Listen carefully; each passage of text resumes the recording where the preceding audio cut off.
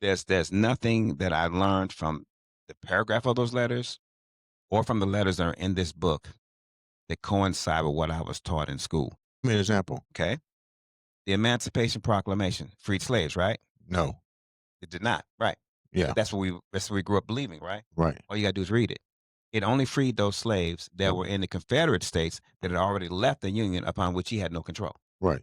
Secondly, the Emancipation Proclamation was no more than a quid pro quo that Lincoln used to build the black army that he needed to defeat the South. Because he didn't have the soldiers, he needed these black soldiers, and he says so. But these letters were squelched. Historians did say something like that in the movie Lincoln. They didn't say it in Glory because Lincoln didn't really have a say so in that movie. That movie was a pigmentation about taking over that hill. But in Lincoln, they showed that particular scene what you're talking about in the movie, but if you're not paying attention to is what I'm saying.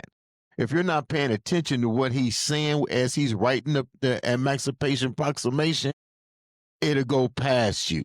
And I think the reason that it goes past a lot of people that probably seen that movie is because, like you said, we was taught one way, and once your mind is physically set on that, you miss the message. Let me read you something that he says about the Emancipation Go Proclamation. ahead. These are Lincoln's own words. And put that mic up to you so we can hear. I just got to get the book on. Here we go. He says, this is the Emancipation Proclamation. He says, I view the matter as a practical war measure to be decided upon according to the advantages or disadvantages it may offer to the suppression of the rebellion. Simple as that.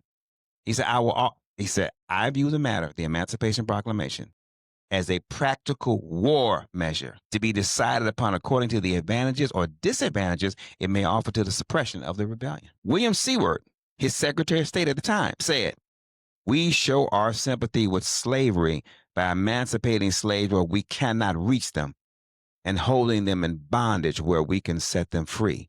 You see, because he told Kentucky, Maryland, and Delaware, you can keep your slaves if you just don't leave the Union. Lincoln did not abolish slavery. He did not have the ability to do that. It took an act of Congress. Right. It actually happened 2 months before the war ended that they actually did. And it wasn't ratified until December of 1865, 8 months after Lincoln was dead. So we had already won the war before we were technically, and in terms of the Constitution, free. We had already won the war. We had already defeated the enemy before we were actually free. And that was done 2 months before the war ended. The war ended in April of 1865. And it was done, and this is actually written out, the Constitution, in February and ratified in December of that same year. So you see, it was never about freedom. Right. It was only about war. Right. He needed us. He could not win without us. He even said, he said, we cannot win this by democratic strategy. Now, another one of his letters, he said it would sacrifice the lives of all the white men of the North to do it. He didn't have the soldiers, and he admits it. He needed us to go and do this for him. And so when we heard of the Emancipation Proclamation, which is where the North was not at, we were in the South.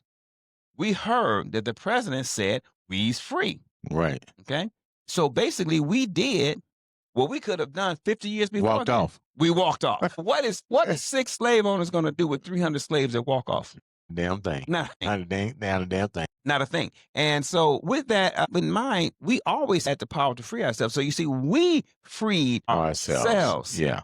Lincoln did not do it. In fact, he did not save us. We saved them. America's greatest threat to its existence was eliminated by black men whom it had formerly enslaved.